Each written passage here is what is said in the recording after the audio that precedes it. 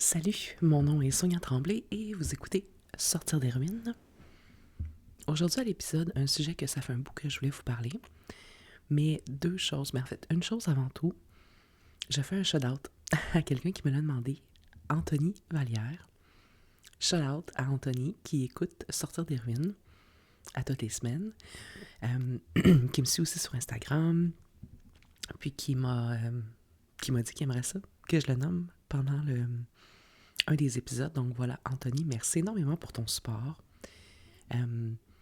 C'est le fun d'avoir des gens qui me suivent sur les différentes plateformes, tu sais, en tout cas, ça nous permet des interactions, puis tout ça, fait que shout-out à toi, Anthony, merci beaucoup pour tout, j'apprécie chacun d'entre vous, fait que voilà. Donc, je fais un préambule, en fait, je vais vous parler de quelque chose qui est un préambule un peu au sujet d'aujourd'hui. Donc là, à l'écran, c'est pas si pire, vous voyez ici, sur ma joue, je semble avoir une grande rougeur, qui est de proche une cicatrice en guérison. Si vous me suivez sur Instagram, vous le savez depuis un moment, j'ai eu un épisode de santé stressant. J'ai eu un cancer de la peau. Je vais vous raconter ça en préambule. Donc, premièrement, c'était un cancer localisé. J'ai été opérée, il a été retiré. Et là, la cicatrice est donc en processus de guérison présentement. C'était un grain de beauté que j'avais depuis des années, que je trouvais bizarre. Tu sais, puis là, attention, moi, je suis pas médecin. Il y a plein de... Tu sais, je vous dis pas si c'est... Tu sais, je vous raconte ce que moi j'ai vécu, mais ce n'est pas la seule chose qui doit vous alerter, ou si ça doit vous alerter, ou tu sais, c'est pas... Tu sais, je suis pas là pour donner des diagnostics, qu'est-ce qui est dangereux ou pas. Je le sais pas. Mais moi, je suis allée un peu au hasard. Donc, j'avais un grain de beauté depuis des années, mais il me restait toujours... Tu sais, des fois, l'intuition, là, il me restait toujours dans la tête un peu. Tu sais, comme il me fatiguait. Il était situé, c'est ça, sur ma joue, là, à mon menton. Puis, il grossissait un peu. Après, des grains de beauté, ça peut apparaître, changer, ça c'est... Mais, je sais pas, on dirait qu'il prenait un peu, tranquillement, chaque année. Il devenait un peu plus gros et... Tu sais, ils disent toujours la forme quand il est atypique. Tu sais, il était pas rond, il était pas plein. C'était comme plusieurs petits points ensemble, on dirait. Et ce qui m'alertait surtout, c'est qu'il était sensible au toucher. Comme il y a des moments où il était plat, il faisait pas mal, il y a des moments où il était comme un peu enflé et il était douloureux. Je trouvais ça bizarre, tu sais, même qu'à un moment donné, je l'avais comme accroché, mais vraiment pas grand-chose, là, en me maquillant, je m'en rappelle pas trop, et il avait saigné. Puis je me disais, il me semble un grain de beauté, ça... Tu sais, ça fait partie de la peau, tu devrais pas toujours le remarquer, le sentir, tu sais, bon. Donc, je suis allée au dermato. Pardon, j'ai un chat dans la gorge. Au privé.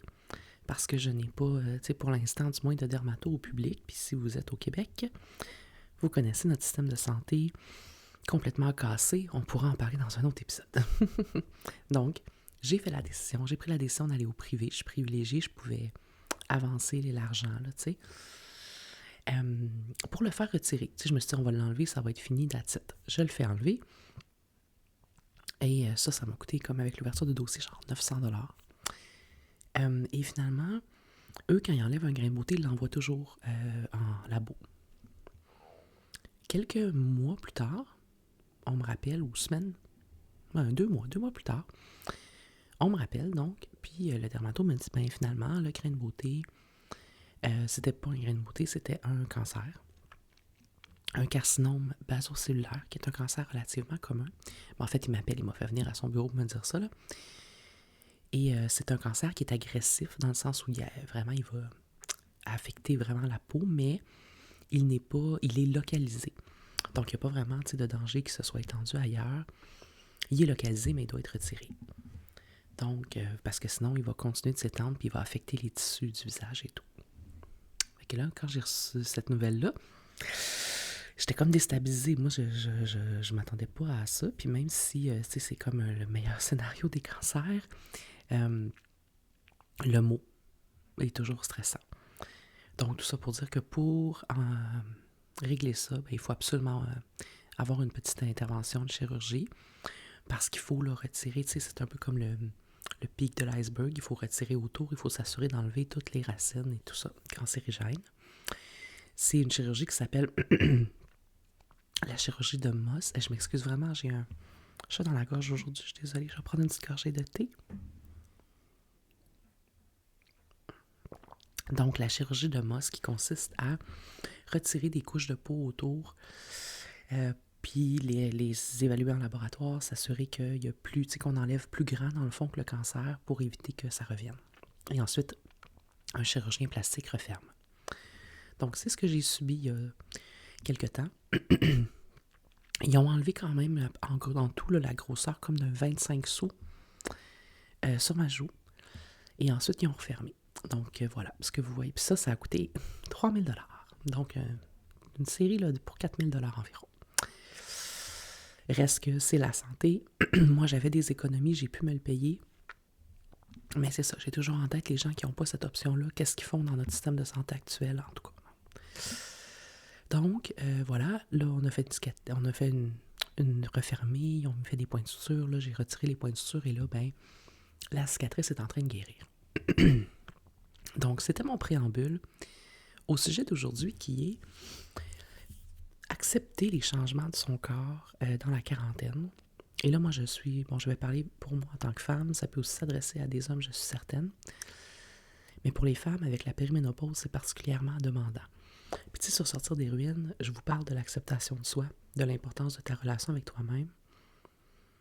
Et ça reste toujours présent.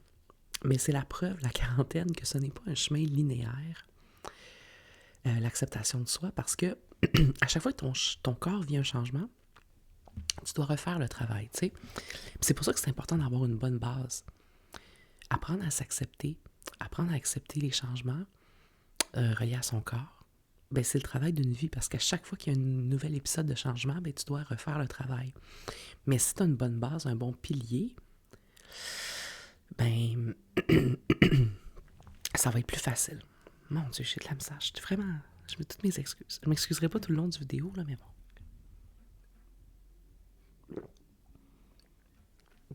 Mon corps est fatigué, je suis en période de guérison et de récupération, donc voilà. Quand on a fait donc cette cicatrice qui est en train de guérir, ben oui, elle va disparaître en grande majorité. Mais le morceau de peau qu'ils ont enlevé est tellement gros que on le voit pas bien dans la vidéo, mais au bout de chaque cicatrice, il y a comme 2 bosses de peau qui sont dans le fond. Tu sais, quand ils ont refermé, forcément, il y a de la peau qui s'est quand même agglomérée au bout de la cicatrice. Je sais pas jusqu'à quel point ça va s'en aller. Puis moi, mon visage, là, je l'aime bien. Fait que, tu sais, je trouve ça difficile de regarder ça. Je vais la masser, j'ai tout ce qu'il faut là, pour m'en occuper de la cicatrisation, mais je veux dire, le stress de garder une séquelle de ça dans mon visage, ben, je trouve ça difficile. Fait que c'est pour ça que je vous disais que c'est comme un préambule à l'acceptation de soi dans la quarantaine, parce que pour vrai, notre corps change à plein de moments dans notre vie. Moi, vous savez, j'ai eu des problèmes de troubles du comportement alimentaire. J'ai perdu du poids, j'en ai pris. Toute ma vie, ça a été ça. Puis, je me suis toujours un peu battue contre, justement, la culture des diètes, les standards de beauté. Tu sais, j'ai fait ce travail-là. Mais je suis dans la même société que tout le monde, hein, fait que veux pas. J'ai quand même ces standards-là, ces idées préconçues-là sur ce qu'est la beauté, à quoi je dois ressembler, tu sais, qui sont présents. Et chez une femme, quand tu arrives à 40 ans, là, tu rajoutes à ça toute cette idée erronée, hein? Mais quand même, cette idée d'être trop vieille, parce que la société nous renvoie constamment à l'image pour la femme, c'est la jeunesse. Donc, rendu à 40 ans, là, la jeunesse, bon, tu sais, elle n'est plus bébé, là. On est encore très jeune à 40 ans, mais je parle au physique. Fait que je vais vous parler un peu des choses que moi je trouve difficiles, juste peut-être pour rendre ça moins grave pour vous si ça vous arrive aussi, tu sais, puis vous dire que oui, vous pouvez être tout à fait dans un cheminement d'acceptation, puis avoir ces pensées-là. Parce que c'est normal. Donc, depuis la périménopause, depuis la quarantaine, les changements que je remarque le plus, c'est au niveau du visage, entre autres, du cou. sais, là, la petite peau, là, comme un peu ridée dans le bas du cou, de la petite peau molle dans le cou, là, j'avais pas ça avant. Mon cou change de forme. Il s'accumule des petites rides dans le bas du cou. Je trouve ça particulièrement difficile. Parce que, genre, et puis comme je vous dis, là, c'est tellement contradictoire dans ma tête parce que je regarde ça puis on dirait, je vois le cou de ma grand-mère. Ok, c'est à ça que ça me fait penser. Ma grand-mère, du côté de mon père, personne adorable. Vieillir, c'est un privilège. Mais je suis humaine, puis je vois la petite peau fripée dans mon cou, là, puis faut que je me parle, tu sais. Fait que ça, là, on n'en parle pas beaucoup de ça, je trouve, parce que, pas de la peau du cou particulièrement, mais des standards de beauté quand on est dans la quarantaine, parce que on est tellement habitué dans une société où de toute façon on nous dit, regarde, anyways, là, passer 22 ans à peu près, c'est fini, tu sais. Mais il y a plein d'étapes dans la vie. Fait que, tu sais, c'est comme, il faut on dirait qu'on a peur de dire qu'on se trouve, mettons, moins belle ou moins, qu'on se reconnaît pas physiquement parce qu'on a l'impression que là, les gens vont un peu rouler des yeux en disant, ben, quoi, tu t'attendais à ton âge avancé de 40 ans, femme? Mais c'est ça pareil. Fait que, voilà. C'est un sujet qui me touche particulièrement, je trouve ça, parce que je trouve ça tellement plate qu'on soit comme ça. Puis c'est pour ça que je me bats tous les jours, tu sais. Fait que la peau de mon cou. Après ça, encore dans le visage, les joues qui deviennent plus molles aussi. Tu sais, tout tombe dans le fond. Tout ton corps s'affaisse, littéralement. Fait que, tu sais, les joues qui sont pas définies de la même façon, les paupières, oh mon Dieu, les yeux. Moi, j'ai toujours eu les paupières un peu tombantes.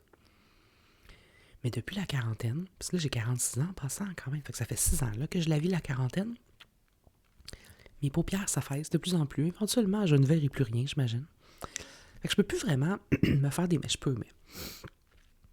me faire des maquillages comme je faisais avant. Le smokey eye puis le eyeliner tombent plus pareil sur une paupière de 40 ans que sur une paupière de 20 ans. Fait que, tu sais, ça me fatigue aussi. Le corps, je dirais la texture de la peau. C'est ça que je remarque beaucoup. La douceur de la peau n'est plus la même. Je me suis jamais autant crémé les mains, là. Tu sais, les petites mains, là. Tu sais, là, la petite peau qui devient molle sur le dessus des mains, avec les taches de soleil. J'ai ça, moi. Ici, là. Puis, j'avais pas ça avant. Ça m'empêche pas de vivre, hein, on s'entend. Mais c'est toutes des choses que je remarque. Puis à chaque fois, je me dis, bon, il faut que je recommence le travail d'acceptation, il faut que je me parle, tu sais. Fait que la peau, la texture de la peau, là, je trouve ça particulier. Les cheveux aussi, encore là, je suis très chanceuse, j'ai beaucoup de cheveux. Mais je perds mes cheveux. Oh mon Dieu. Je perds tellement mes cheveux depuis que j'ai 40 ans. Évidemment, il y a les hormones, il y a la périménopause, il y a le stress. Tu sais, il y a plein d'affaires dans la vie. Fait que, tu sais, c'est normal, mais je suis pas bien. Je suis pas bien avec ça. J'aime tellement mes cheveux, tu sais. Fait que ça, je trouve ça plus difficile aussi. Qu'est-ce qu'on fait avec ça? C'est la question la question à laquelle je veux vous répondre, là, parce que, tu sais, je ris là, en ce moment. Parce que justement, j'ai construit une bonne base en dedans de moi sur mon acceptation, mais je sais que pour certaines personnes, c'est la fin du monde quand il y a des changements physiques. Mais la quarantaine, s'il y a une chose là, qui peut justement nous apprendre que même si en ce moment, mettons que toi, tu as 25 ans puis tu m'écoutes, ou tu as 32 ans, je sais pas, puis tu m'écoutes, tu sais, c'est ton message que tu peux pas te fier seulement à l'apparence que tu as maintenant pour décider que tu as accepté ton corps. Parce qu'il va changer. Crois-moi. Et peut-être plus vite que tu le penses. Fait que, tu sais, le travail d'acceptation, là, c'est pas le faire une fois pour le corps qu'on a maintenant.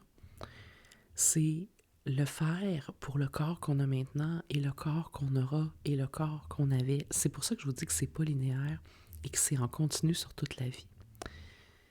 Puis, il y a 2 grandes zones, mettons, que je trouve dans l'acceptation de soi, là.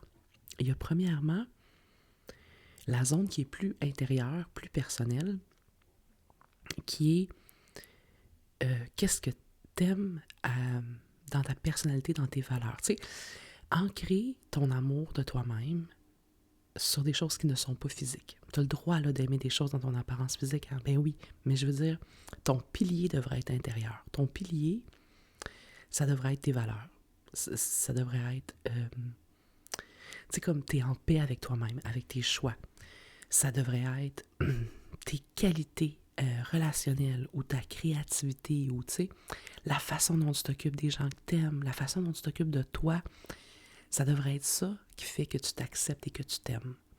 Ça devrait être tous les défis que tu as surmontés, toutes les choses que tu as apprises. Ça devrait être ça ton pilier. Fait que ça, c'est la première zone.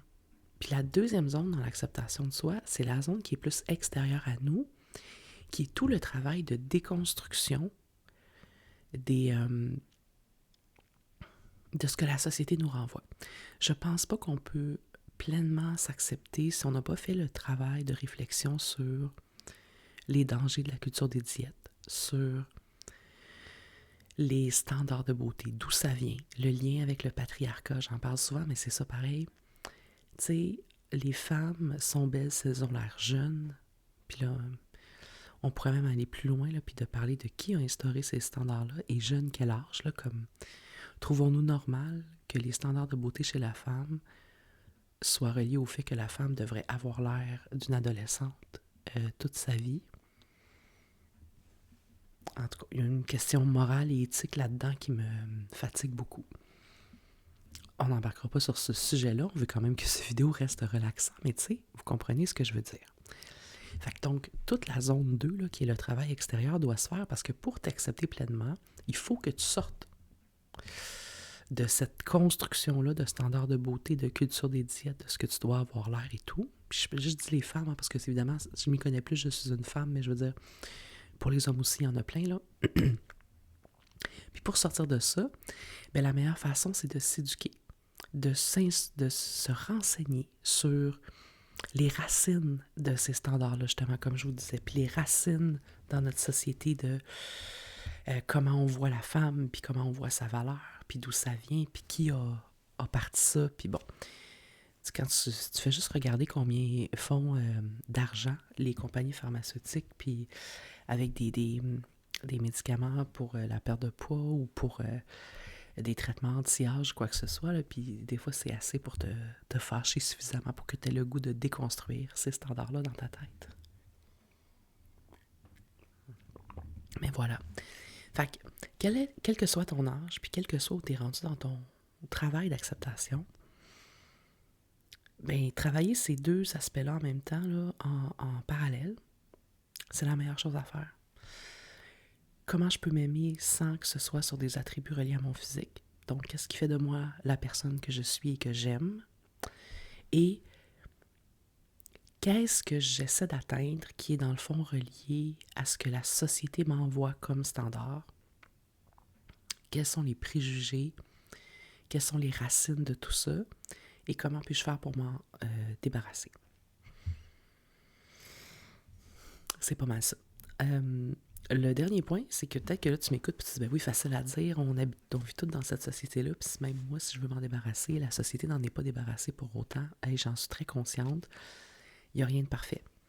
Il n'y a rien de parfait, puis t'es pas censé non plus tout renier.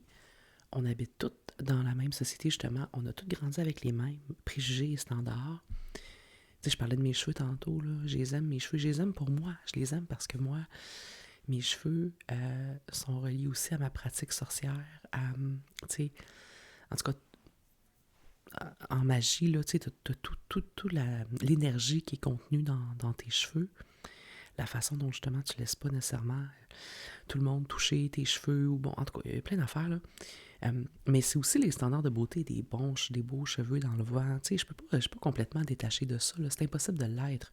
Mais juste de le savoir puis de faire le travail, ça te permet quand même de remettre les choses en perspective. Tu sais, si les cheveux n'étaient pas nécessairement un critère, peut-être que tout le monde se raserait la tête, puis on n'en parlerait plus parce que ça coûterait beaucoup moins cher de produits, puis ça serait beaucoup moins dérangeant, tu sais.